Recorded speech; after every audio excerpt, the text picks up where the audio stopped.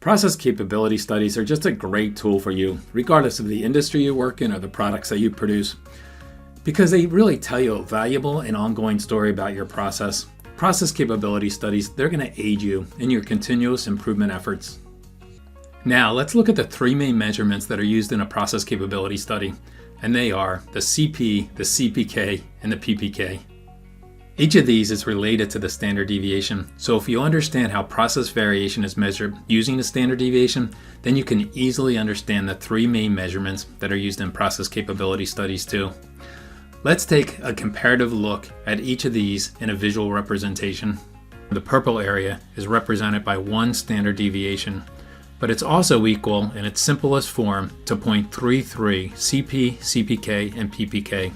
And there are some differences between CP, CPK, and PPK, which I'll discuss in a little bit, but in its simplest form, one standard deviation equals 0.33 CP, CPK, and PPK.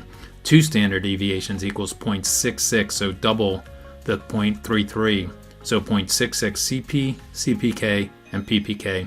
And three standard deviations equals 1 CP, CPK, and PPK.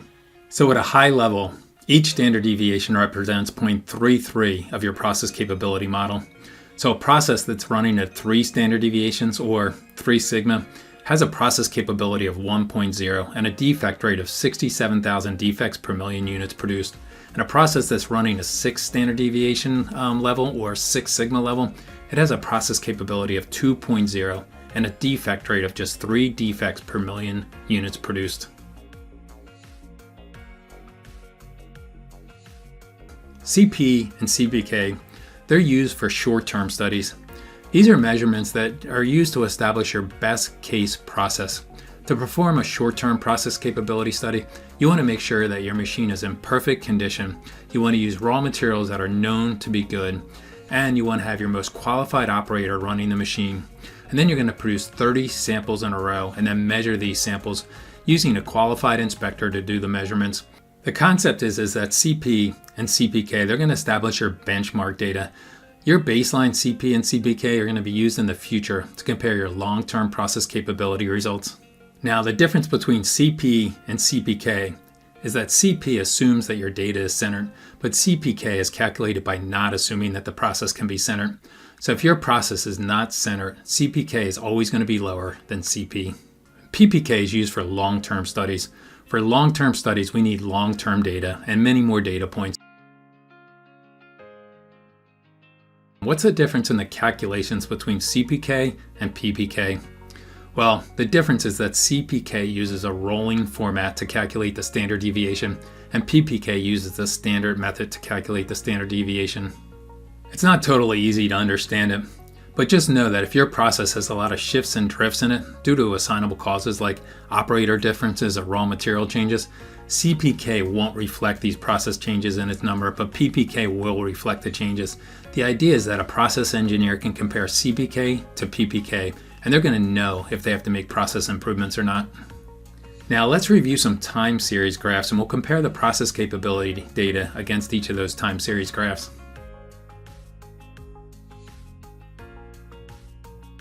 As we look at this time series graph with our 30 data points coming across, you can see that we have a pretty random distribution.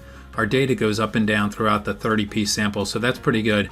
And if we compare that to our process capability study data, we can see that our CP is 4.26, our CPK is 4.25, our PP is 4.35, and our PPK is 4.33. So when you have data that's kind of normally random throughout its sampling, then you're going to see a very similar capability measurements in CP, CPK, PP, and PPK. You can see in this time series graph that we're not running our process on center. Our target's 4.25. We're actually running at a 4.05 on average in this data set. So if we look at our process capability study, we're going to see what that does to our CPK. So looking first at our CP, we have a CP of 2.95, which is excellent. But the problem is CP assumes that your data is centered, but CPK is only 1.27. So our CPK is less than half of our CP because CPK doesn't assume that our data is centered. And the more off-center we get, the more CPK is going to change. But CP won't change, but CPK will change the more the data moves off-center. Now this time series data has a lot of shifts and drifts in it. You can see that we started out at about a 4.1 mean, and then we jumped up to a 4.5 mean, and then 4.3, and then back down to a 4.1. So this data is shifting all over the place, and maybe it's due to operator changes or raw material changes, or maybe machine wear issues, and the machine gets PM'd and it shifts around, and then it wears out and then gets PM'd and shifts again. So what does that do to our process capability study when we have shifts and drift? So we have a CP of 1.58 and a CPK of 1.51. So that's pretty good. That's better than a 4 standard deviation process. But PP and PPK really changed. So we now have a PP of 0.47 and a PPK of 0.45. So that's not good. So PP and PPK calculate these shifts and drifts, but CP and CPK don't account for these. Let's look at a decision-making table, and it'll give us some guidance on what to do under certain process capability scenarios. So here's a process capability cheat sheet. Our goal was to run a 1.33 process capability or better, and that's a 4 standard deviation process.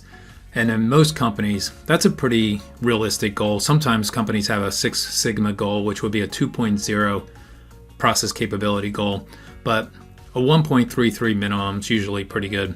So if our CP, CPK, PP, and PPK are all about 1.33 or better, that's excellent. And we wouldn't take any actions necessarily to improve that process.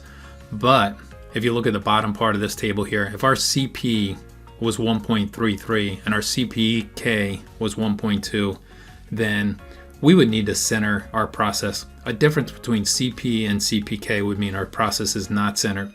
So as a process engineer, we would look to center that process. Now looking at our long-term capability study, our PP is 0.90.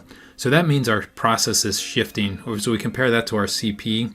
That means we have some process shifts going on, and we would need to look into what's causing that. Maybe we need to talk to a raw material vendor because they're causing the processes to shift and drift. And then if we look at the bottom number, the PPK is 0.60. So what's that saying? That's saying that our process is not centered and it's shifting and drifting. So in this case, our process engineer would work on centering the process, and they would also figure out what's causing the shifts and the drifts in the process. So by comparing CP, CPK, PP, and PPK, we can come up with some pretty solid action plans to move us forward. Add the process capability tool to your T for T toolbox and build your manufacturing expertise.